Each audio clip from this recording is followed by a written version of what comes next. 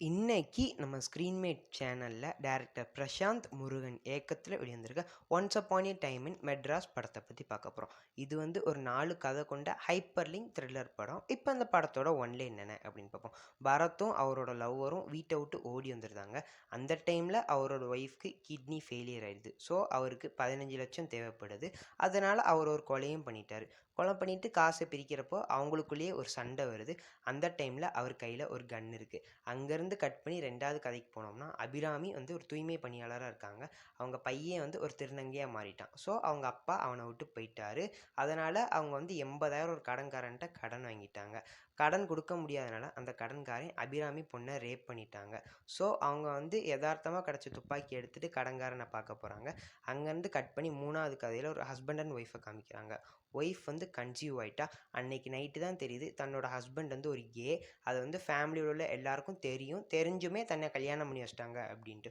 So ஃபேமிலியில் உள்ள எல்லார்ட்டையும் சண்டை போட்டு வீட்டை விட்டு கிளம்பலாம் அப்படின்னு சொல்லிட்டு பேக்கில் ட்ரெஸ் எடுத்து பார்க்கும்போது தான் பேக்கில் கன்று இருக்கிறத பார்க்குறாங்க. அங்கேருந்து கட் பண்ணி ஒரு பையனும் பொண்ணும் லவ் பண்ணுறாங்க. ரெஜிஸ்டர் ஆஃபீஸில் போய் கல்யாணம் பண்ணிக்கலாம் அப்படின்னு சொல்லும்போது அந்த பொண்ணோட அப்பா சரியான கேஸ்டிஸ்டாக இருக்கார். காரில் போய் தடுக்கலாம் அப்படின்னு போகிறப்போ ஒரு பையன் லிஃப்ட் கேட்டு வாரான். பேச பேச தான் தெரியுது அவனும் ரெஜிஸ்டர் ஆஃபீஸில் போய் கல்யாணம் பண்ண தான் போகிறான் அப்படின்ட்டு. அவன் சொல்கிறான், இப்படி என்னோட லவ்வர் 3 மாதம் கன்சீவாக இருக்கா அப்படின்ட்டு. இதை கேட்டு அவங்க அப்பா யதார்த்தமாக கிடச்ச துப்பாக்கி எடுத்துகிட்டு போகிறாரு. இந்த 4 துப்பாக்கி எங்கெங்கே போச்சு, அதை வச்சு இவங்க என்னென்ன பண்ணாங்க அப்படிங்க தான் படத்தோட கதையை.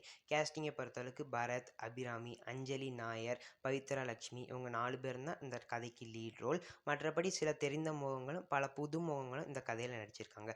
ஜோஷ் ஃப்ராங்க்லின் அவர் தான் இந்த படத்தோட மியூசிக் டைரக்டர். பேக்ரவுண்ட் ஸ்கோர் உண்மையிலே ரொம்ப சூப்பராக இருந்துச்சு. படத்தோட 4 கதையுமே ஒன் பை ஒன்னாக ஓப்பன் பண்ணாமல் எல்லா சீன்ஸையும் ஓவர்லேப் ஆகி குழப்புற மாதிரி இருந்தாலும் கிளைமேக்ஸ்லேயும் செகண்ட் ஹாஃப்லேயும் அதை தெளிவுபடுத்திட்டாங்க. படத்தில் ஸ்க்ரீன் ப்ளே உண்மையிலே ரொம்ப சூப்பராக இருந்துச்சு.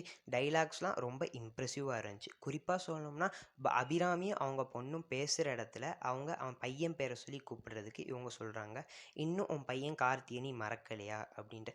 அதுக்கு இவங்க சொல்கிறாங்க, உனக்கு உன்னைய புரிஞ்சிக்கவே இவ்வளோ நாள் ஆயிருக்கு, எனக்கு கொஞ்சம் டைம் எடுக்காதா அப்படின்னு இவங்க சிரிச்சுக்கிட்டே பேசுகிறாங்க.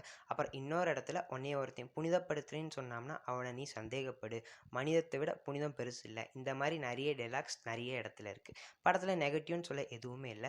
இருந்தாலும் பவித்ராவோட கதையில் ஃப்ளாஷ்பேக்கில் ஒரு லவ் ஸ்டோரி வருது. அதை மட்டும் கட் பண்ணி இருந்திருக்கலாமோ அப்படின்னு தோணுச்சு. ரைட்டிங்கை இன்னும் கொஞ்சம் கிரிப்பிங்காக பண்ணியிருந்தாங்கன்னா இது சூப்பரான படம் அப்படின்னே சொல்லியிருந்துருக்கலாம். அப்புறம் டுவர்ட்ஸ் தி எண்டில் அந்த 4 கதைக்கு உண்டான ட்விஸ்ட்டு உண்மையிலே ரொம்ப சூப்பராக இருந்துச்சு.